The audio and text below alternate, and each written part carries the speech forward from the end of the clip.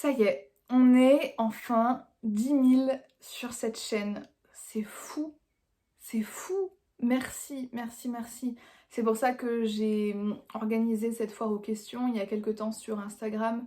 Bon, vous méritez quand même d'être un peu droit, donc je vais juste rectifier le tir avec la caméra, voilà. J'ai créé cette chaîne en 2015 et j'étais dans une situation bien précise. J'étais à Strasbourg, dans mon appart, et je vivais avec quelqu'un et je me souviens que lorsque j'ai créé ma chaîne, j'avais dit à cette personne: tu m'offriras un resto quand je serai à 10 000. Bon, autant vous dire que cette personne ne fait plus partie de ma vie, mais qu'elle me doit toujours un resto. En fait, je suis juste trop contente d'être encore là, des années après, et d'avoir réussi à maintenir un rythme de vidéo plus ou moins soutenu. 10 000, c'est pas énorme, je vous assure que pour moi c'est ouf. Ça me convient très bien. Il m'est arrivé plein de trucs grâce à cette chaîne. J'ai rencontré beaucoup de personnes, j'ai eu beaucoup d'opportunités professionnelles, sociales, et j'espère que ça va continuer. J'espère que cette chaîne va être encore à l'origine de belles rencontres. Et voilà, je vais pas, on va pas faire un discours non plus, mais en gros, voilà, je vais répondre à vos questions. Merci beaucoup d'être là. Merci beaucoup de vous abonner. Et c'est fou. Genre, je vous jure, pour moi, c'est vraiment fou.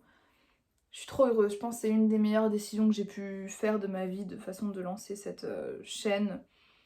Même si, à l'époque, franchement, personne parlait de livres. Genre, quand je suis arrivée, je me souviens, c'était pas hyper populaire. Et moi-même, j'avais pas beaucoup d'amis dans mon cercle pour pouvoir parler de mes lectures. Donc, je pense que c'est pour ça que j'ai créé ma chaîne pour commencer. Donc, merci à toutes les personnes qui ont pris le temps de m'écrire et qui ont pris le temps de me poser des questions. Je vais commencer avec cette première question. Est-ce que tu aimes la littérature gothique? Mais j'adore la littérature gothique. J'adore Edgar Allan Poe, c'est un de mes auteurs préférés. J'ai aussi étudié ce type de littérature pendant ma licence d'anglais. Je me souviens avoir lu The Turn of the Screw, Le Tour d'écrou, je crois en français, et donc ça a été vraiment aussi le moment où j'ai découvert que j'aimais bien ça. En fait, pour moi, le gothique, dans ma tête, si je caricature, c'est vraiment une meuf avec une robe, vous voyez, genre le haut comme ça, la robe là, avec les froufrous blancs, longue robe et tout, qui court dans un manoir avec des bougies, tout simplement. Et j'aime trop ça, j'aime trop cette ambiance, très sombre, très vampirique. J'aimerais beaucoup lire plus, et c'est prévu d'ailleurs. Ta meilleure lecture de 2024? Pour le moment, c'est La rose qui s'épanouit de Liv Stromquist, qui est une BD sur l'amour et qui est vraiment très intéressante. Comment transmettre la passion de la lecture aux jeunes de chez moi, 13-26 ans? C'est une bonne question et je ne suis pas sûre d'avoir une réponse. Réfléchis aux raisons qui, toi, te font aller vers la lecture, qui, toi, t'ont amené à la lecture. Et essaye de voir à quel degré ça pourrait s'appliquer aux jeunes dont tu parles. Peut-être pour commencer, en fait, déjà leur faire comprendre que tout le monde lit. En fait, on lit vraiment tous et qu'on s'en rend pas compte, mais que la lecture fait vraiment partie de nos vies. Lorsque les jeunes sont sur leur réseau et que, je sais pas moi, ils regardent un post sur TikTok et qu'il y a de l'écriture, ça, c'est de la lecture. C'est pas de la littérature, mais c'est de la lecture. Si ils aiment bien un animé, un manga, un machin, que par exemple ils regardent un truc sur Netflix et qu'ils ont trop hâte d'avoir la suite, et que la suite est en webtoon ou qu'elle a déjà été publiée en manga, ça peut leur donner envie aussi d'aller vers la lecture. Je pense que en fait il faut juste désacraliser la lecture, que chacun trouve son passage vers ce monde-là et de pas essayer d'imposer ça, parce qu'en vrai c'est pas si grave de pas lire de la littérature quoi. Si certains ou certaines d'entre vous ont des réponses pour cette question, n'hésitez pas à le dire dans les commentaires. Moi je vous avoue que je sèche un petit peu parce que chacun son truc. Moi ce qui m'a fait entrer dans la littérature c'est des choses très particulières et je sais que ça s'appliquera pas à tout le monde, donc et même parfois moi qui adore la lecture, parfois moi-même j'ai la flemme, vous voyez, de me poser et de lire, parce qu'en vrai c'est vraiment du temps qu'on décide de dédier à quelque chose, à une activité qui est quand même cérébrale, donc qui demande un petit peu d'attention. Et dans un monde où justement on perd l'attention avec des TikTok de 10 secondes ou des TikTok même de 3 minutes qui nous saoulent, alors du coup on passe au prochain sans même regarder la fin. Se poser et lire un livre de genre 200, 300 pages ou plus, bah, je peux comprendre que ce soit compliqué pour certains. Je pense que, en gros, pour résumer, la lecture, la littérature ne se limite pas à la littérature blanche et qu'il y a mille et une formes de lecture. Récemment, j'ai découvert les romans interactifs sur la Switch par exemple. Je trouve ça trop génial, c'est-à-dire que vous allez avoir une histoire, vous jouez un personnage et vous interagissez avec d'autres persos, vous avez de l'influence sur l'histoire. Ça, c'est de la lecture. Genre si la personne prend le temps de lire l'histoire, parce que l'histoire elle est écrite de base en fait, c'est juste que là elle est sous forme de jeu vidéo.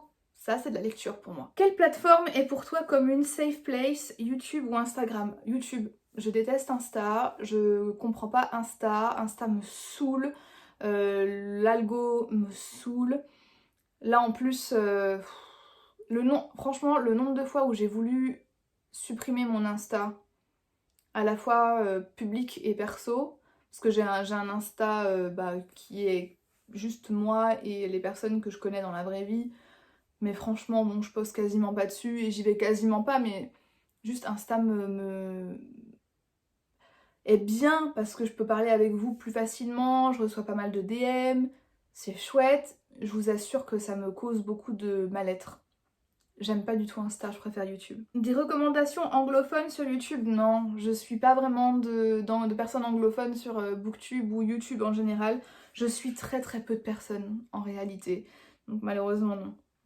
Le style de vidéo que tu as adoré faire récemment. Les recommandations pour les personnages de Bridgerton, c'était sympa. Moi, ce que j'ai préféré, c'était la partie où je m'apprête, en fait, où je me, où je me maquille et où je m'habille. Et le montage était sympa. Ça m'a demandé du temps aussi pour faire la miniature. C'est une vidéo dont les stats sont éclatés au sol, mais c'est pas grave. Je sais que les personnes qui ont regardé ont aimé et aimeraient justement que je développe ce concept à d'autres vidéos, donc ça sera fait. Comment va ton moral? J'ai reçu cette question pas mal de fois, comment tu vas, etc. Je l'ai reçu en DM, je l'ai reçu en commentaire et là je le reçois aussi dans cette FAQ. Je pense que certains et certaines d'entre vous font référence à la vidéo que j'ai tournée, je crois, en novembre où je disais que c'était compliqué.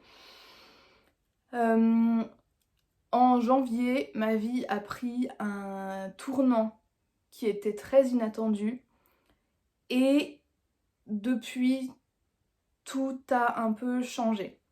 Donc ma vie a vraiment pris un virage de ouf. Et on est là. On est là. Ça fait quoi d'être tellement fraîche qu'on croit que tu t'es refaite? Apprends-nous. Je pense que tu fais référence aux commentaires que j'avais reçus sur mon Botox. Alors pour les personnes qui ne me suivent pas sur Insta, je partage beaucoup en story avec vous des messages que je peux recevoir. En l'occurrence, il y avait une personne sur une vidéo YouTube qui m'avait dit « Stop Botox !» Bien évidemment, j'en ai rigolé sur Insta. Donc c'est pour ça que les gens pensent que je suis refaite, visiblement, alors que je ne le suis pas. Au-delà de ta création YouTube, quel est ton profil consommatrice sur la plateforme? Je suis tous les jours sur YouTube, mais je dois regarder très peu de vidéos. En fait, non, c'est pas que je regarde peu de vidéos, c'est qu'il y a vraiment peu de gens que je suis hyper assidûment. Ça doit se compter sur les doigts de 2 mains, je dirais. Genre une dizaine de créateurs et créatrices où vraiment j'attends de ouf qu'ils sortent des vidéos et je les regarde à chaque fois. J'aimerais étendre mon champ de possibilités, mais je crois que j'ai la flemme de découvrir de nouvelles personnes. Mais il faut que je le fasse. Franchement, c'est juste une question de flemme. Ça va se faire. C'est quoi ton rapport avec l'Algérie? C'est mon papa qui est né là-bas et donc j'ai encore de la famille là-bas. Et c'est un pays dans lequel j'ai été en 2019. J'ai voyagé toute seule. Pas assez longtemps, j'aimerais énormément y retourner.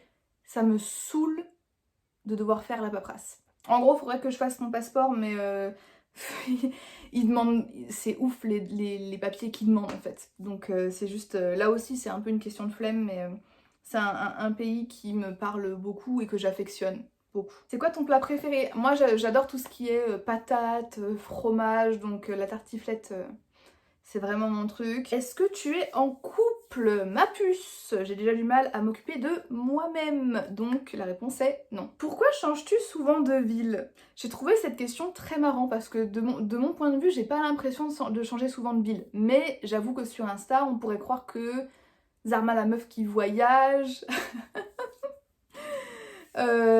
qui est d'ici et d'ailleurs finalement. De base, je vis aux États-Unis parce que je fais un doctorat aux États-Unis. Donc je vis à la Nouvelle-Orléans, j'ai mon appart là-bas, qui m'attend d'ailleurs. C'est toujours mon appart.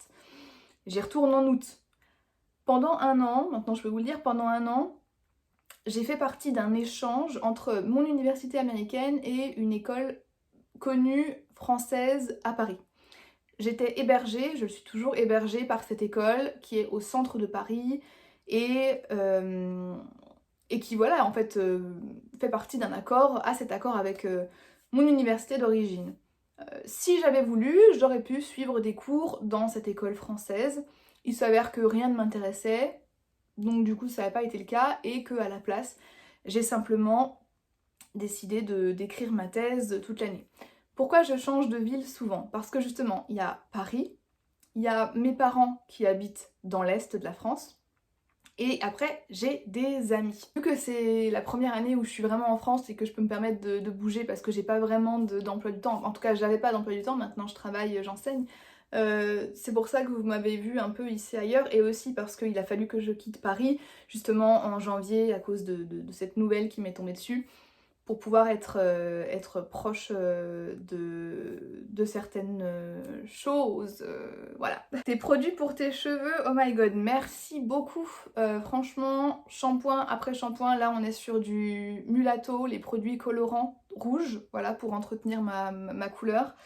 Et après, du leave-in, ça c'est un vieux leave-in Garnier qui n'est plus commercialisé parce que tous les produits que j'aime bien, ils sont discontinués malheureusement en France. Et un gel, pareil, un gel de Shea Moisture qui n'existe plus, qui a été discontinué, mais vu que c'était un gros pot, il m'en reste beaucoup. Voilà. Et une huile naturelle. Est-ce qu'un jour tu penses faire une vidéo où tu découvres de petites chaînes booktube? Comme je vous l'ai dit, je pourrais, mais je pense déjà de 1, je pense pas que j'en ferai une vidéo. Je pourrais en parler en vidéo et mettre ces personnes en lumière en vidéo lors de, je sais pas, une vidéo Share the Love ou quoi que ce soit. Mais déjà de base je le fais pas vraiment moi-même, genre il faut vraiment que je tombe sur quelque chose qui me capte directement parce que j'ai des problèmes d'attention et pour le moment c'est pas le cas et parfois, enfin récemment ça a été le cas où j'ai partagé avec vous mes coups de cœur. Donc ça arrive de temps en temps, mais je sais pas si je vous ferai une vidéo sur des petites chaînes booktube, je pense pas. Est-ce que tu continueras tes vidéos sur les hypes littéraires? Oui, après pour le moment j'ai l'impression d'avoir fait un peu le tour. Donc si vous avez des suggestions de hype littéraire que vous aimeriez que je lise, n'hésitez pas à me le dire. Mais là j'ai fait la dark romance, j'ai fait la romantasy, tout ça. Donc les romances de Noël aussi j'ai fait. Bon, je crois que pour le moment j'attends la prochaine vague, la prochaine hype. Est-ce que tu retourneras en Europe pour ton doctorat? Non, pas pour le doctorat. Le doctorat, il doit se terminer aux États-Unis. Donc là, comme je l'ai dit, en août, je repars aux États-Unis.